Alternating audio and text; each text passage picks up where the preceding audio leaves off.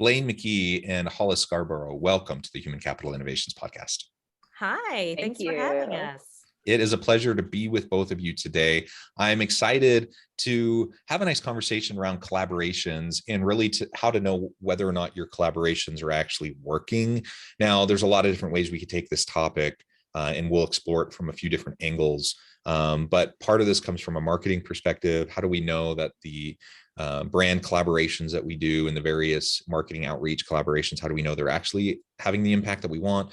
And then, of course, how do we make sure that collaborations within and between units within the organization are working? So there's internal, external, and ultimately all of this comes back to how are we going to help our teams be most successful and drive impact to achieve our goals and, just accomplish what we want to accomplish. So that's what we're going to be discussing today. As we get started, I wanted to share Blaine and Hollis's bio with everybody. Blaine McKee and Hollis Scarborough are best friends and founders of Hullabaloo Book Company. Over 25 years of friendship, they embarked upon varied and sometimes eclectic career paths, leading to their most demanding job title of mom. Blaine has 4 kids with her now retired Navy husband in Texas, and Hollis has 2 with her husband based in New York City.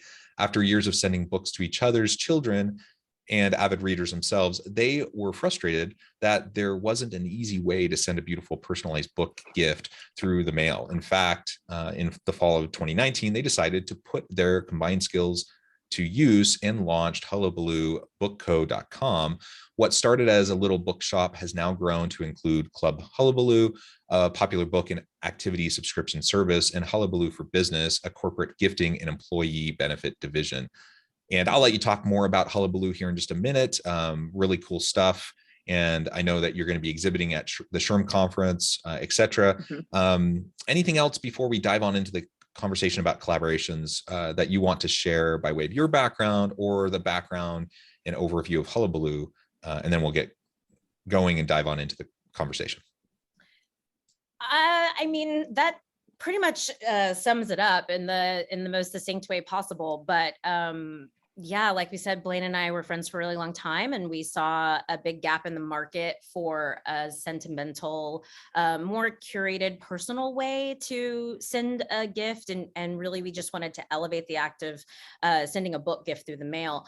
But what we weren't anticipating was, well, we launched in October of 2019, and shortly thereafter, the world exploded. So we were forced to pivot and really think about, like a lot of people. Yeah, like most. As a small business, as women with small children at home, we looked to our demographic and said, what do they need? And we decided to launch the subscriptions a little bit faster and a little more furious than we initially anticipated. Right. It was huge. They were huge right off the bat. And it actually led to our first successful corporate collaboration. And we knew that a corporate leg, like a division, was in the cards, but it really truly fell in our laps as one of the very few boons of the pandemic shutdown. We were shocked, but also it definitely hammered home the idea that we were headed in a direction that we think people, and specifically decision makers, were going to need. So now we're 2 years in, and multiple successful collaborations in, and we're just finding that the response and that the problem solving that we were inadvertently providing is turning out to be a really successful, exciting move at a time when people are very desperate to hire and retain employees. So it's been a very exciting, crazy time. but like we said, Blaine and I come from very different backgrounds. So to suddenly be working with HR decision makers, to be working with people who are saying, like, what do we do to support our community, has been so exciting.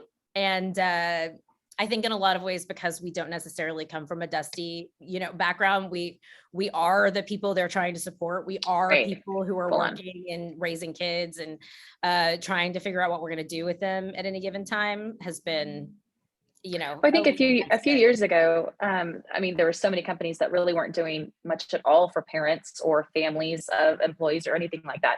So it's taken such a shift just the past couple of years, especially with these huge companies that are going, wait a minute here, we better start looking at this. I mean, with all the kids home from school during the pandemic.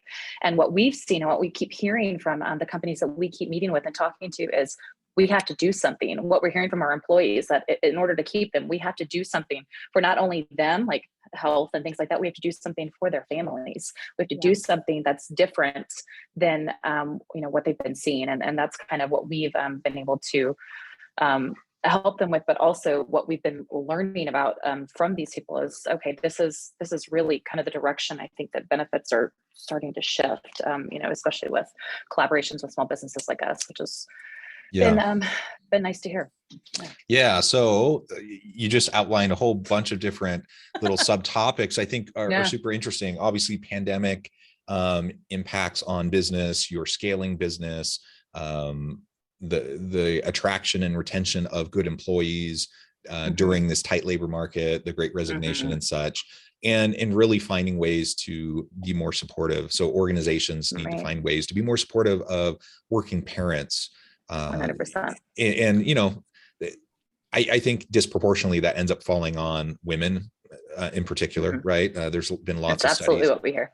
Yeah, lots of studies that have shown that women, in the aggregate, women disproportionately take on a lot of the child care, the elder care, the home tasks, and those sorts of things. Obviously, that's not a universal condition, but it is for a lot of women. And so you're trying to juggle your career, you're trying to juggle taking care of everything at home, and just finding ways to tap into that familial support piece that's going to be super important to those individuals. Is going to be really important. So what you're doing sounds awesome, and I'm just excited to learn more about it. And of course, the other piece of this that you've already alluded to is those collaborative pieces. So you start out as this online book retailer, and then all of a sudden you find yourself doing corporate work with companies, trying to help them figure out how to reach out to parents. Now, I know from a personal note, I'm a father of 6 children. I have, my wife and I are both. My wife and I are both professors. We both have, because of that, we have probably more flexibility in our schedule than most people. Being a professor is kind of a nice career that way.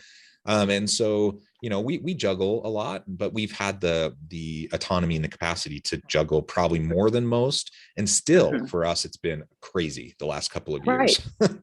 It's hard for everybody. One of the big reasons we started our own company was because there really wasn't a world where we could be present with our children and also contribute to our household and to 100%. To our own well-being in a way that we wanted to use a different side of our brain. We felt like we had something to contribute to the corporate world, and so we had to make a business. We had to make a business. And yes, for the people who were lucky enough to continue to be employed, to be contributing in their own ways, supporting them and treating your employee as a fully formed human, not just a robot that walks in and out, it's such a novel concept. And yet we need that so that we don't, especially nowadays, especially after the pandemic and everything. My dad is a professor as well, and he actually worked in HR before this. So anyway, it's so strange, a full circle moment for me to be like here talking to you. He's going to be thrilled. Yeah, fun. Well, I'll be interested to hear what his take is on this conversation after it airs. Well, very good. So yeah, like you said, I think many organizations, not all, but many, probably most, took people for granted a little bit. That's, I think, the history of corporations and bureaucracies and the world of work is that companies tend to be in business, right, to make money. They tend to be in business to sustain themselves, and the people are often seen as expendable. Now, that's not universal, and there are companies that are really, really good about valuing their people. But I think pre-pandemic, that was much more common. And nowadays, though, many organizations have found they either suffered through the pandemic barely survived or didn't survive. And those that thrived during the pandemic were those that showed more empathy towards their people. They showed that they valued their people. They provided support as needed, for their people. And so there's just a heightened expectation among employees now. And as part of what's driving the Great Resignation, that, I'm not going to stick around doing a job I don't like, that's not designed well, that's not meaningful and adds purpose to my life with an organization that doesn't value me. So I'm going to find things that make sense for me and for my family and my situation.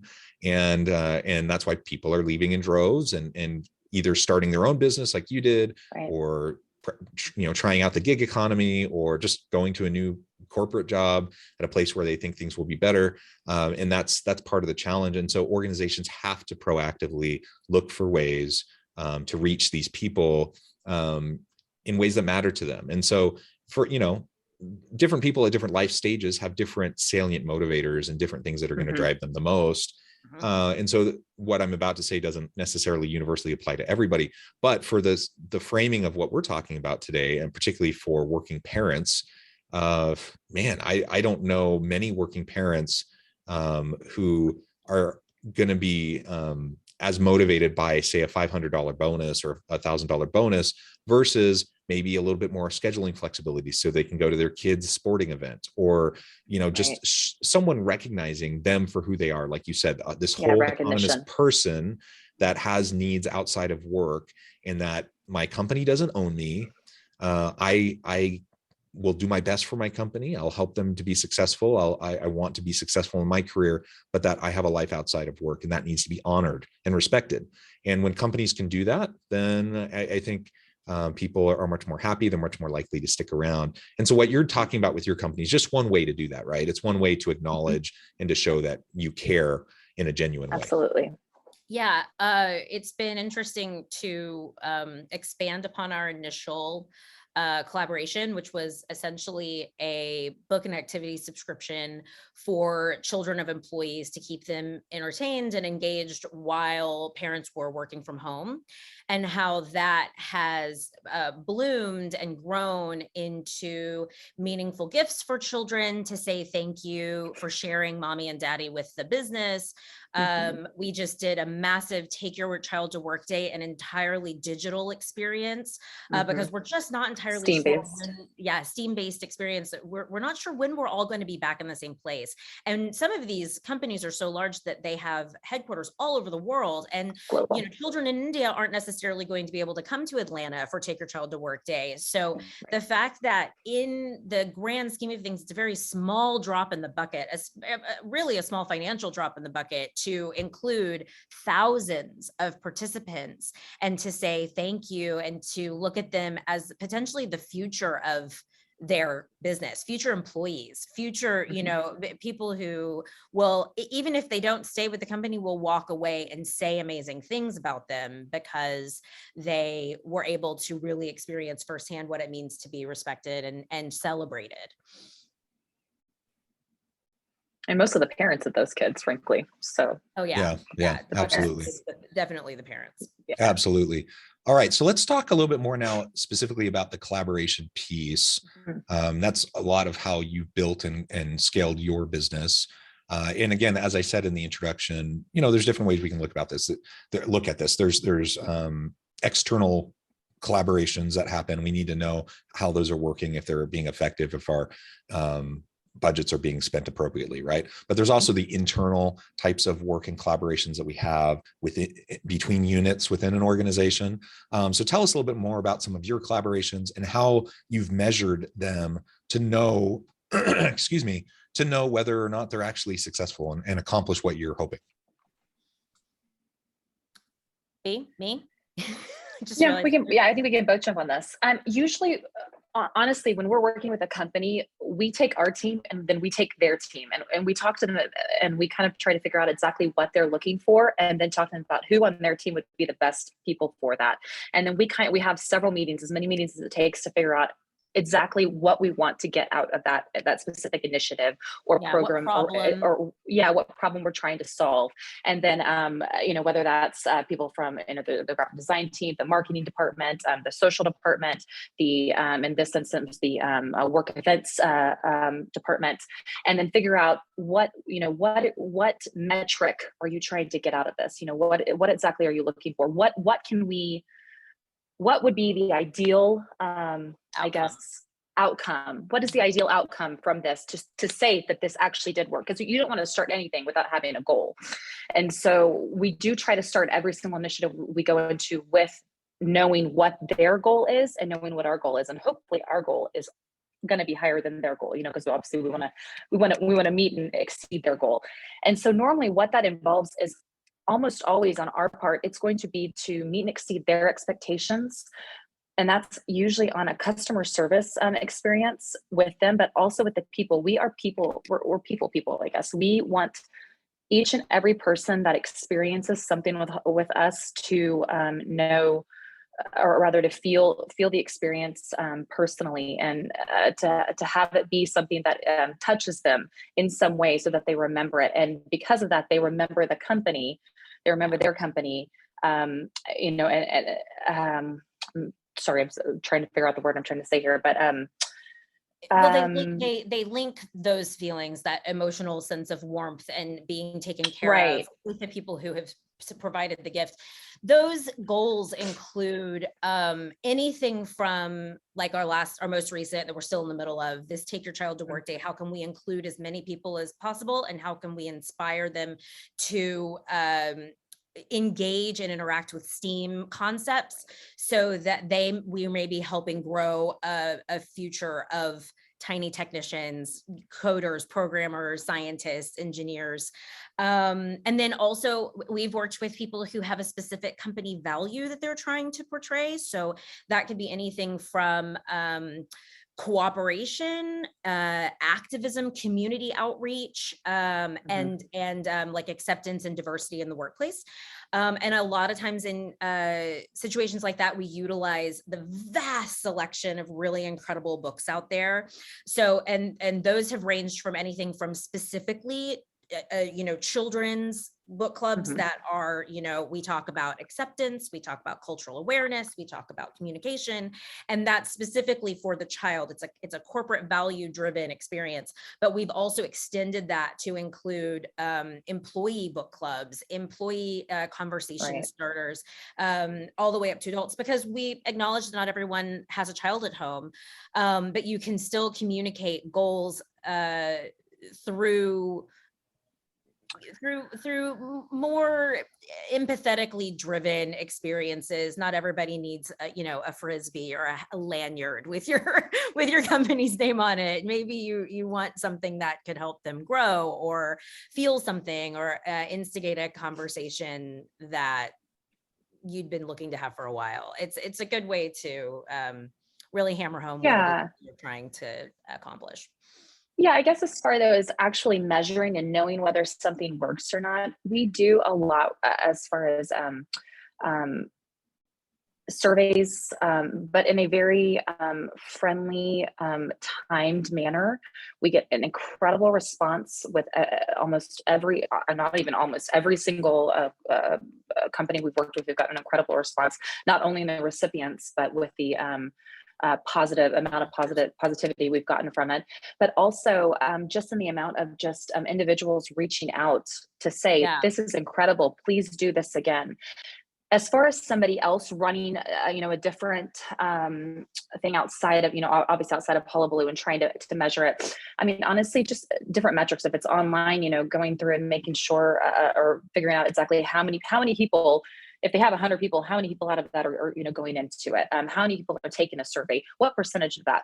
I would say if your goal is 92%, you've got 96%. That's obviously that's a great goal, or you've met or exceeded your goal. I don't. For us, I would definitely say as of now, our surveys are absolutely meeting our needs for what we need. I think when it comes time to find something else, or a company needs something else, we will 100% figure out what that is and implement that as well. We also see a lot of very vocal public enthusiasm through a lot of social media. It's a huge metric, honestly. People have, internal communication systems within the company, but also externally, preaching to their friends and followers that I'm so proud. It's great for the company. An organization that thinks about myself as well as my child. I can't believe I'm so lucky to work for XYZ. And that's all public information that a company can point to and say, look how happy our people are. That's a big thing. So there's user experience, there's employee experience, and there's organizational branding, right? Employer branding. All of those 100%. I think are really important. And like you said, a company can pay for social media ads to like try to paint the picture that they're a really family friendly, people driven, employee driven company. That has only so much impact. But when an employee of their own volition goes out and posts something that's really positive about the company on their own social media, channels, that has way more impact. And so finding ways to encourage and support that, I think, is also going to be really important as organizations try to have a stronger employer brand so they can attract and retain better people. And I also just wanted to mention really quick, just my own personal experience. Maybe it's because I'm at a university, so this is more, of an academic thing anyways, perhaps, but I love workplace book clubs. I tend to be involved in a lot of them just because in an academic setting, we tend to do that. But you have these different kind of interest groups and focus groups looking at different topics. And sometimes they're research oriented, but a lot of times they're not. They're just whatever particular interest group that is gathering. And I love it. It's a really great way to connect with people, to get to know each other, build relationships, and to just to know that you have the flexibility to be able to carry those things out on the company's dime, while you're at work. It's the permission. It's the permission that you've been granted to do something for yourself or do something with your family, that they're saying, we encourage you to go out and become a more fulfilled person, to spend quality time with people you enjoy, so that when you return to work on Monday, you are fulfilled in another way and you don't feel guilty for leaving the house. And connecting is the key there. Yeah. And I mean, that's such a great personal antidote because it's so true that what you want is for somebody to say, please go do this. Not like, okay, we'll accept that you have to leave at 4 on Friday to go see your kid in their school recital. Like, we encourage you to do things that make you happy. We know that makes you an employee. 100%. People want to work for a company that appreciates and recognizes their life outside, but also that I think accepts them for who they are, whether that's a parent, whether that's living a different lifestyle than the average person. Whatever it is, people want to be who they are, both inside and outside of work, and be able to be appreciated for that. And I think it's so important in the the day that we live in. So it's Well said. Well, I'm noting the time. I'm going to have to let you both go here in just a minute. Okay. The time has flown by, but before we wrap things up for today, I just wanted to give you a chance to share with listeners how they can connect with you, find out more about your work, your team, and then give us a final word on the topic for today. I will take this. Hold on. You can find us on LinkedIn, specifically the Hullabaloo /book/company, or I guess that's dash, for updates on who and where we are. You can find us at Hullabaloo Book Co. on Instagram and Facebook. We are at Hullabaloo Crew on Twitter, but we very rarely use that one. And we will be at SHRM chatting with folks next, in just a few weeks. We're really excited to meet with decision makers. Booth 30, what is it, Blaine? 4963. Come see us. It's going to be exciting to really meet with people in person again. We're so excited to be able to,